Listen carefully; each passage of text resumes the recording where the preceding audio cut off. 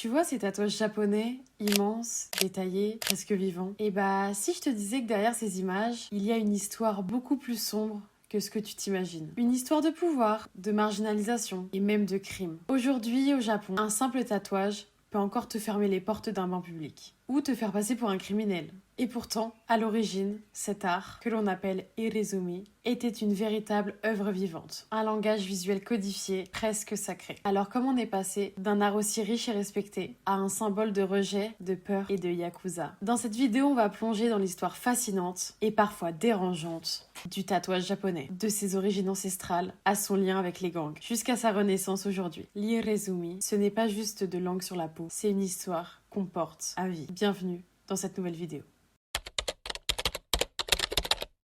Le tatouage traditionnel, appelé irezumi, n'est pas juste décoratif. C'est un art narratif qui fonctionne presque comme une fresque. Le corps est pensé comme une toile entière. Les motifs sont reliés entre eux. Il y a une composition globale. Flux, équilibre, circulation du regard. L'esthétique vient directement des estampes japonaises, notamment du mouvement Ukiyo-e. Ce sont les mêmes lignes, les mêmes thèmes, les mêmes contrastes forts. Certains artistes se sont directement inspirés des figures comme Katsushika Okusai. Traditionnellement, les tatouages sont faits à la main avec une technique appelée tebore. C'est une aiguille fixée sur un manche en bois. C'est un mouvement manuel qui est lent et précis. Le rendu, il est beaucoup plus profond et beaucoup plus organique. Mais avant d'aller plus loin, il faut poser un peu le vocabulaire. Au Japon, le mot que vous utilisez pour décrire le tatouage change la façon dont on vous perçoit. Irezumi signifie insérer de l'encre. C'est neutre, à péjoratif, on va dire que c'est un mot qui est globalement utilisé, mais en 2026, ça a une petite connotation péjorative, mais c'est très générique. Ensuite, on va avoir orimono. Ça veut dire une chose sculptée, une chose gravée, ça a un côté très noble, très artistique, mais c'est le préféré des tatoueurs. On va avoir wabori, qui signifie gravure japonaise. C'est le mot technique traditionnel utilisé. On va avoir tebore, ce qui signifie gravure à la main.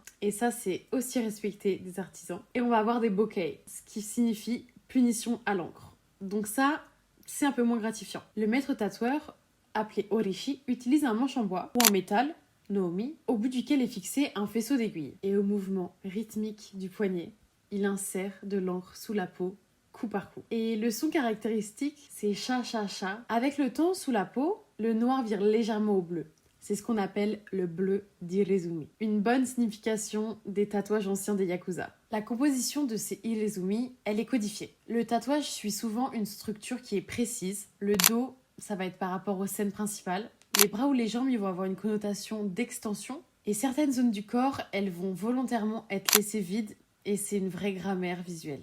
C'est une architecture corporelle avec des règles strictes de composition, de placement et de narration. Par exemple, on peut commencer avec le gobu, ça va des manches jusqu'au coude et c'est une belle entrée dans le tatouage. Mais le munewari, c'est le format roi. Et cette bande de peau vierge au centre du corps, elle n'est pas un défaut. C'est le cœur de la philosophie Ikidedo. Parce que la vraie élégance, c'est celle que l'on cache. Sous un kimono, entrouvert, ou une chemise de travail, rien ne se voit. Le tatouage est pour soi, pas pour l'exhibition. Et dans tout ce tatouage, on a beaucoup de sens, on a beaucoup de codes. Par exemple, on va voir les nuages, qui vont être des passerelles entre les différentes histoires, qui signifient le monde céleste. On va avoir les vagues. Elle signifie le monde et la nature. Ça permet des mouvements, des énergies, des dynamiques. Par exemple, on peut rajouter un éclair pour une puissance divine et dramatique. Et en fait, tout est codifié et tout a un sens. Et c'est les mêmes codes à peu près pour tout le monde. La pratique du tatouage remonte à la préhistoire, comme peuvent l'attester les statuettes en argile ornées de symboles tribaux. Retrouvées dans les tombeaux à l'époque de Jomon, il y a environ 13 000 ans avant Jésus-Christ. Les Ainu, tribu aborigène de chasseurs, pêcheurs, cueilleurs, se tatouaient en guise de protection et de protection spirituelle. Par exemple, ils étaient tatoués sur la tête pour qu'ils puissent éloigner les poissons lorsqu'ils plongeaient. Mais on est vite passé d'un moyen de se protéger à un moyen de montrer sa fortune, sa noblesse, son rang social, ou aussi pour s'embellir. Ainsi, les femmes, elles se faisaient graver des symboles autour des lèvres et autour des bras de la puberté jusqu'à leur mariage, selon certains rites traditionnels. Et dans certaines îles au sud du Japon, les femmes indiquaient qu'elles étaient mariées en se tatouant les mains. Et ça, c'était dans un but à la fois religieux, mais aussi social. Les hommes, quant à eux, ils étaient tatoués au visage pour afficher leur appartenance à un clan ou à un certain type de métier. Lors de l'ère de la guerre Sengoku, les soldats, ils se tatouaient sur les doigts le nom, le prénom, l'adresse. Et ça facilitait en fait leur reconnaissance parce qu'ils savaient qu'ils partaient au bataillon et que ils risquaient de mourir. Mais il y a un gros changement. Lors de la déclaration impériale, Hamak, le chef du clan Azumi, ordonne pour la première fois la première sentence japonaise incluant le tatouage, pour remplacer la peine de mort, un point au niveau de l'œil. Pour ça, on n'a pas de source, mais c'est très très probable que cette sentence, elle vient des Chinois. Parce que là-bas en Chine, les personnes ayant des tatouages, elles étaient catégorisées en dessous des esclaves. Et cela vient du fait qu'ils prennent ça comme une offense parce qu'on est avec un corps sain et sans tatouage et qu'on doit rendre son corps sain et propre. Et peu à peu, les Japonais ils commencent à inclure cette vision dans leur société. Mais on a tout de même des tatouages dans différents corps de métier. Par exemple, les prostituées. Parfois, avec certains clients qui étaient très appréciés, on leur faisait un petit point pour qu'en fait, ils soient comme ornés d'un symbole d'union. Et du coup, ça permettait d'avoir des clients fidèles et de pousser à revenir les voir. On a aussi beaucoup de tatouages traditionnels japonais qui se retrouvent chez les pompiers. Et pour ce corps de métier, ça relève vraiment d'une volonté spirituelle de se protéger contre les flammes. Parce que avant, dans la ville d'Edo, donc c'est l'ancien Tokyo, on va dire, il y avait énormément d'incendies. Parce qu'en fait, cette ville était constituée majoritairement de constructions en bois. Et du coup, on retrouve beaucoup de tatouages qui sont liés à l'eau comme un symbole spirituel de protection. Et le mot Irezumi a commencé à devenir un terme fréquemment utilisé par la population japonaise environ en 1720. Et les récits sur les Ainus, relatés par les chroniqueurs chinois, rapportaient une image très péjorative. Et ces rites de passage, ils sont mal compris et ils sont catégorisés comme barbares. Et par conséquent, l'arrivée du bouddhisme et de l'influence chinoise sur le Japon, ils ont nui à cet art traditionnel. Et ça a commencé à devenir tabou. Et c'est vers cette date, toujours dans l'ère Edo, que les tatouages, ils commencent vraiment à être adoptés pour des sanctions. Parce que du coup, il sert à marquer des personnes qui ont fait des délits. Et c'est des symboles qui vont changer en fonction du crime ou de la région. Et ces marques, elles pouvaient aller d'une simple ligne entrouvant le bras ou à carrément des kanji sur le front. Notamment un système comme une première barre, une deuxième barre, la troisième barre, et on a le kanji qui veut dire chien. Donc on revient à cet esprit chinois de le tatouage en dessous de l'esclave, les animaux. Mais au bout d'un moment, le Japon, il était dans l'isolement et l'archipel, elle était fermée au reste du monde. Et quand le Japon a commencé à se rouvrir, le gouvernement, il se souciait beaucoup de l'image que cela pouvait renvoyer. Et afin de préserver cette image, les autorités, ils ont décidé de bannir la pratique du tatouage punitif. Et cette interdiction, elle a eu un effet très négatif. Elle a rendu le tatouage clandestin. Et du coup, petit à petit, le tatouage quitte le domaine traditionnel pour entrer dans quelque chose de beaucoup plus sombre. Et c'est là qu'un acteur majeur rentre en scène, les Yakuza. Au cours des années 1960-1970, l'image du tatouage au Japon, elle sera ternie encore une nouvelle fois. Durant cette période, le cinéma japonais est envahi par une prolifération de films de Yakuza. Et dans ces films, les Yakuza, ils sont tout le temps représentés avec les tatouages. Et c'est ce phénomène qui a grandement mené la vision que les Japonais ont du tatouage sur les Yakuza. Et dans les années 1980-1990, quelques années plus tard, l'activité des Yakuza, elle est en flèche. Et pour répondre à cette croissance, le gouvernement japonais va passer une loi anti-gang afin de démanteler de nombreux syndicats. Et le nombre de Yakuza, il va drastiquement chuter. Il est passé d'environ 180 000 membres quand il était dans son pic dans les années 60 à 28 000 membres fin 2019. Mais pour revenir à tout ça, qui sont les Yakuza? Déjà, le mot Yakuza, il vient du chiffre 8, prononcé Ya, le chiffre 9, prononcé Ku, et le chiffre 3, prononcé Za. Et en fait, ça constitue le pire jeu de cartes dans le jeu traditionnel japonais, Oishokabu. Et donc, ça évoque le malheur, la malchance, etc. Et du coup, on a beaucoup de samouraïs sans seigneur, sans personne à qui suivre, qui évoluent dans un syndicat pour former une institution criminelle. Et les membres de cette institution, ils considèrent qu'ils doivent se consacrer autant physiquement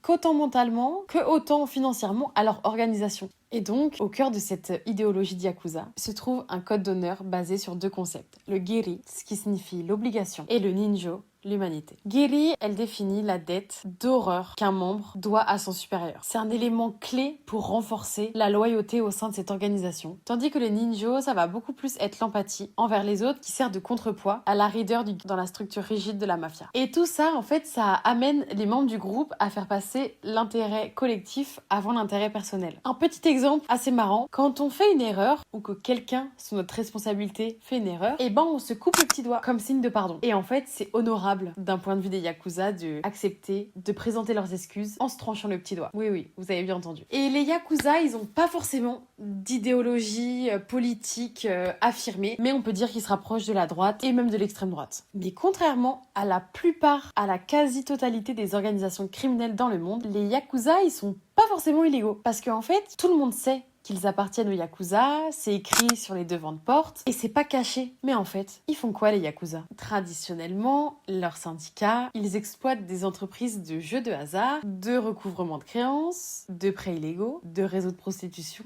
de blanchiment d'argent, de trafic d'armes et de trafic de drogue, entre autres. Mais à cause du renforcement des lois envers les organisations, ils ont peu à peu changé et ils sont devenus beaucoup plus invisibles et anonymes en se livrant à des délits tels que la fraude, le vol, mais aussi le trafic d'êtres humains. Mais les lois anti-Yakuza, elles ont réussi à décimer l'institution, mais elles rendent très difficile l'intégration des personnes qui se repentissent. Et tous les anciens Yakuza, ils ont du mal à se réinsérer dans la société. Ils n'ont pas le droit d'ouvrir de compte en banque et du coup ils finissent souvent dans des métiers comme le bâtiment. Et si on revient au tatouage dans tout ça, à l'origine, il signifiait le serment de ne jamais revenir dans la société et de vivre comme un Yakuza pour toujours. Et le tatouage, en fait, c'était une preuve de courage, de loyauté, un signe d'appartenance à un clan et à la représentation de la force. La carpe pour la détermination, le tigre pour le courage ou le dragon pour la puissance. Mais une vérité que beaucoup ignorent peut-être, les Yakuza modernes d'aujourd'hui,